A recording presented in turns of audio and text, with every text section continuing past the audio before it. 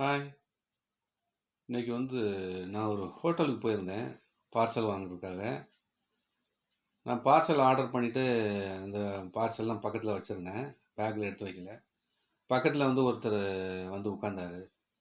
உட்காந்து என்ன பண்ணா, அவரும் பார்சல் ஆர்டர் பண்ணிவிட்டு என்ன பண்ணார் அப்படின்னா, டக்குன்னு ஒரு தும்மல் போட்டார். தும்முனார்.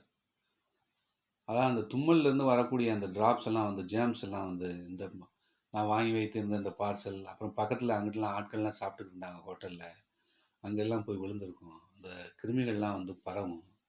இந்த மாதிரி ஹோட்டலில் அதாவது பொது இடங்களில் தும்மும் பொழுது என்ன பண்ணணும் அப்படின்னா, ஏதாவது டவல் வச்சு நம்ம வாயை மூடிக்கணும்.